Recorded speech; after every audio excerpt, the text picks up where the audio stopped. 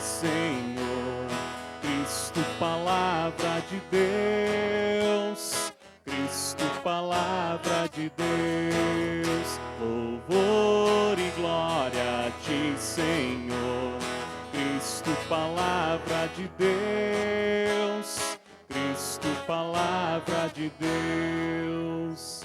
O homem não vive somente de pão, mas de toda palavra da boca de Deus. Louvor e glória a ti, Senhor. Cristo, palavra de Deus. Cristo, palavra de Deus.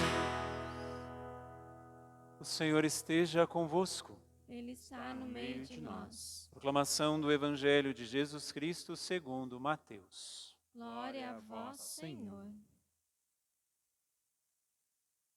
Naquele tempo, o Espírito conduziu Jesus ao deserto para ser tentado pelo diabo. Jesus jejuou durante 40 dias e 40 noites, e depois disso teve fome.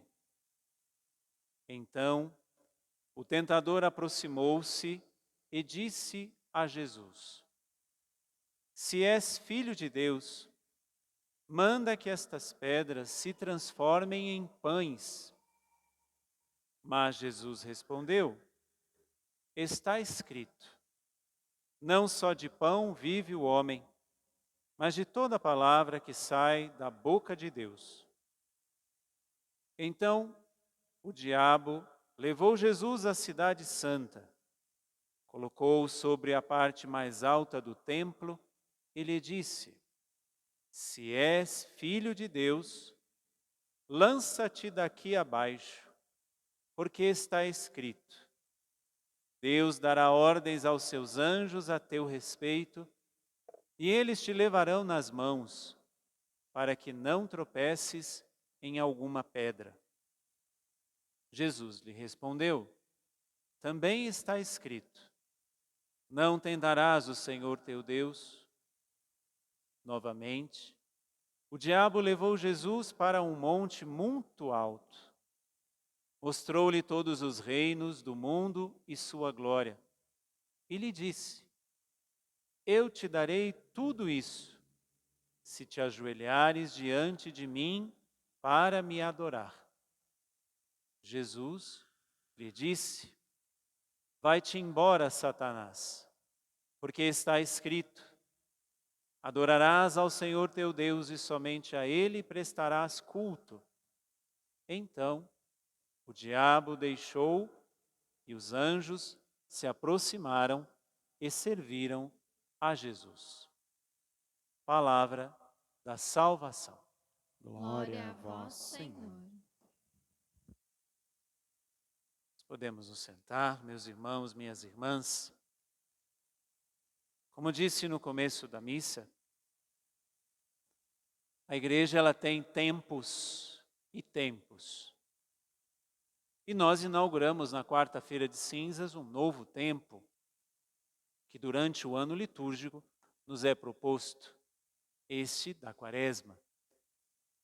E este tempo nos dá alguns sinais. Você vê que as imagens estão cobertas, as músicas elas têm um tom um pouco mais intimistas, nós nos revestimos de roxo, tudo isso para nos dizer, estamos num tempo diferente. E esse tempo que se inaugurou na quarta-feira de cinzas, começamos hoje, o primeiro domingo, para assim a primeira semana inteira. E a cada ano, o primeiro evangelho da Quaresma, do domingo da Quaresma, é Jesus sendo tentado. Ele também foi tentado. Com uma diferença de muitas vezes nossa. Ele conseguiu vencer a todas. Nós nem sempre conseguimos vencer. Mas por que que Jesus foi tentado, sendo que Ele é Deus? Para dizer a mim e a você que Ele sabe tudo que eu e você vivemos. Ele não é um Deus distante. Ele não é alguém que está nem aí para você. Não. Ele sendo tentado, como ele foi, e o Evangelho hoje nos diz, é para dizer a mim e a você, Deus sabe tudo que eu vivi. E quando nós sabemos alguma coisa do outro, nós nos aproximamos do outro. Quando nós não sabemos, por exemplo, você tem algumas pessoas que faz tempo que você não conversa com elas. Vamos imaginar isso. Você não sabe o que essa pessoa está vivendo. Quantas vezes, e às vezes não precisa nem ser um tempo alargado, acontecem coisas na nossa vida e que as pessoas não ficam sabendo. Mas por quê? Estão distantes de nós.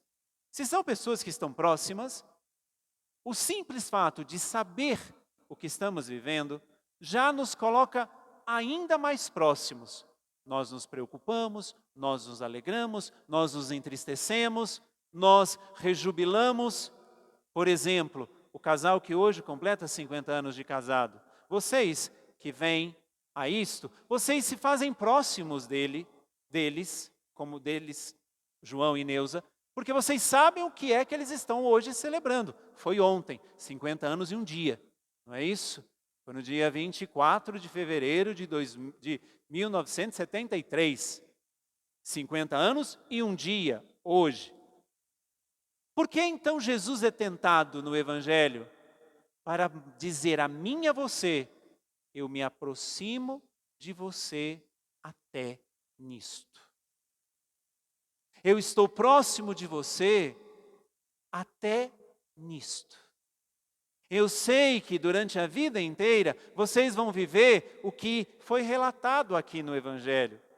E se Jesus sabe que durante a nossa vida inteira nós vamos ser tentados, Ele estará próximo de nós, porque Ele também foi.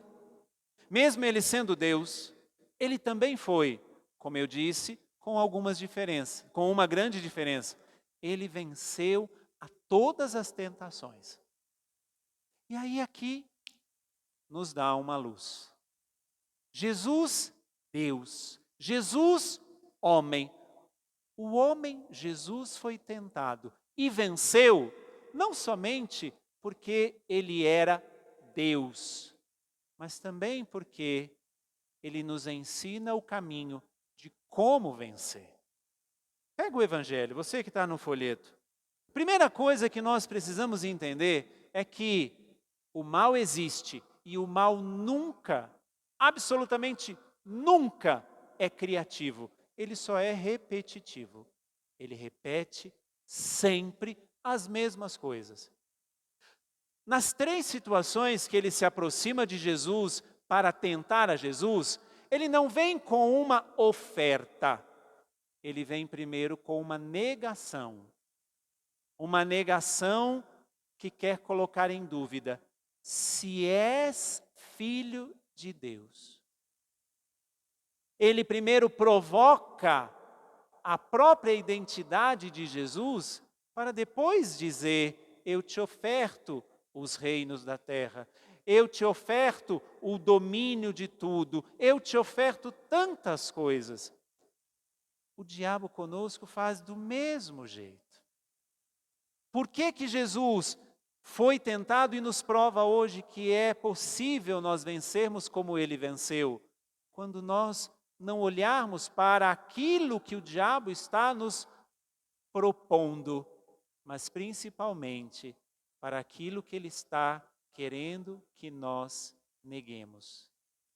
Eu não sou forte, eu não sou filho de Deus, Deus me abandonou, Deus não quer saber de mim.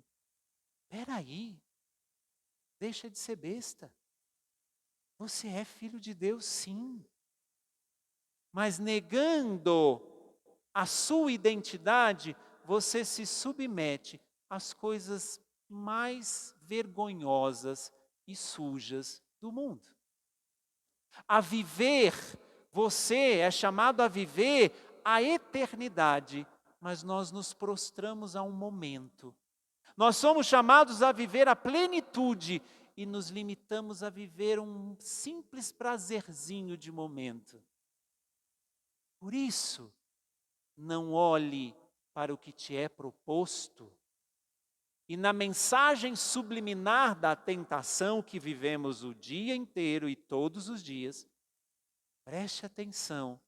A intenção, como foi para Jesus, do diabo, não é te ofertar alguma coisa, mas é fazer com que você não acredite mais em quem você é. Essa é a primeira tentação que vivemos. Não a oferta de algo, mas a negação de algo. E quando não nos assumimos como filhos de Deus, nos submetemos a qualquer coisa. Vamos ao extremo da humanidade, vergonhosamente hoje. Cracolândia. Olha a dignidade de todos aqueles que ali estão, porque todos são filhos de Deus, mas que se submetem a 10 gramas, a uma pedrinha de droga. Não é a pedrinha que é mais forte que eles, é a negação de quem eles realmente são. Olha o que nos é proposto em várias coisas, das maiores às menores. Não é para que sejamos iludidos por aquilo que nos está sendo proposto, mas para que nós neguemos quem realmente nós somos. Segunda maneira do diabo nos tentar. Vai na segunda leitura. No meio da leitura, São Paulo, que escreve aos Romanos, ele disse assim: mas isso não quer dizer que o dom da graça de Deus seja comparável à falta de Adão. A transgressão de um só levou a multidão humana à morte, mas foi de modo bem superior que a graça de Deus, o dom gratuito, se derramou em abundância sobre nós. A segunda maneira do diabo nos tentar é nos afastar, e afastar mesmo, da realidade de Deus. É muito mais fácil, ilusoriamente, viver como se Deus não existisse. É muito mais fácil não se comprometer e ter uma vida irresponsável, assumindo tudo que nos é proposto. Por isso que São Paulo aos Romanos está dizendo: foi por um só que nós nos lascamos, mas foi por um só que nós fomos salvos. A quem nós seguimos? Aquilo que nos lasca, e aqui eu não estou fazendo escândalo nenhum, lascar significa tirar lascas suas. Aquele que vai arrancando pedaços de nós, ou nós seguimos aquele que nos dá a verdadeira vida e a verdadeira liberdade. Iludidos, achamos que seguir os passos de Jesus é somente acreditar no coração. Não é. O diabo também acredita porque o diabo sabe que Deus existe. A diferença nossa para com o diabo é que o diabo não segue e nós podemos seguir Jesus. Por isso que a segunda maneira dele nos tentar é nos dizer que Deus não é tão poderoso assim, Deus não é tão bom assim, Deus não é tão legal assim. Olha os pecados da igreja, olha os pecados do padre, olha os pecados de não sei o quê. Eu não vou fazer isso porque olha isso, aquilo outro. Idiota. Simplesmente você é um idiota. Sabe por quê? Porque você continua estacionado no que te é proposto por todos os secretários do diabo, ignorando as verdades verdadeiras que te liberta. Redundância, mas é, porque tem muita verdade falsa que nos é proposta. Então, a segunda forma de nós sermos tentados é essa: Deus não é tão bom assim. E uma última forma de nós sermos tentados, vai na primeira leitura. Ali relata como aconteceu a primeira tentação, como aconteceu o primeiro pecado, uma figura de linguagem. Mas olha o que a serpente, a mesma que depois tenta Jesus, fala para a mulher. A serpente, no meio da leitura, no penúltimo parágrafo, a serpente disse à mulher: não, vós não morrereis, mas Deus sabe que no dia em que dele comerdes, vossos olhos se abrirão e vós sereis como Deus, conhecendo o bem e o mal. A terceira maneira do diabo nos tentar é querer colocar um peso no que Deus nos pede. Por isso que os bandos, ou o bando de covarde que não segue a Jesus, cai nessa daqui. Covarde por quê? Porque não tem coragem de assumir que o que Deus nos pede não é pesado, é valioso. Por isso vale um esforço. É muito mais fácil viver solto no mundo. Eu acredito em Deus da minha maneira, eu rezo da minha maneira, eu faço porque é a minha maneira. Quantas vezes, como padre, eu escuto: padre, eu não sinto que seja assim. E quem falou que o que você sente é a verdade? Padre, eu penso que não é assim. E quem disse que o que você pensa é a verdade? Olha o que o diabo fez com a Eva. Não! O diabo, Deus tem medo que vocês façam isso, porque senão vocês vão ser fortes, onipotentes,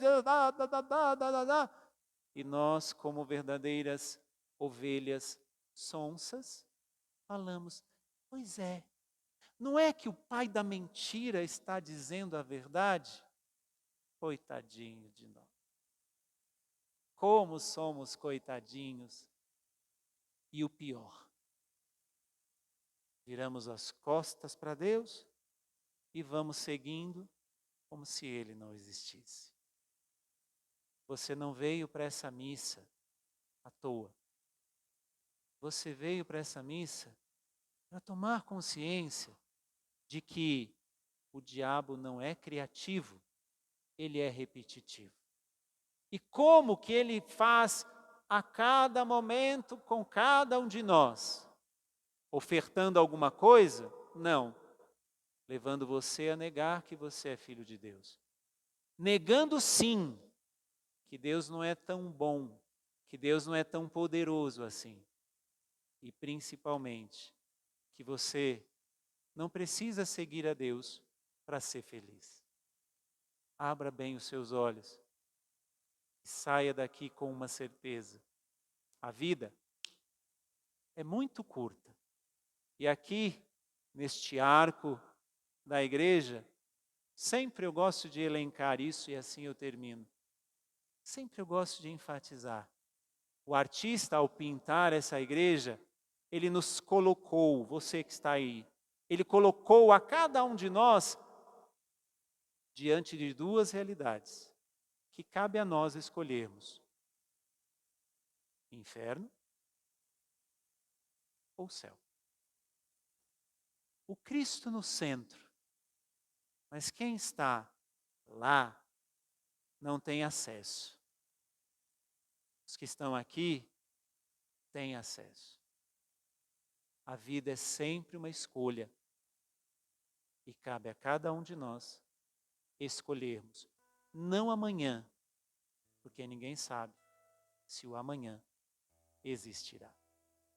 Faça um instantezinho de silêncio e deixe agora Deus falar no interior do seu coração.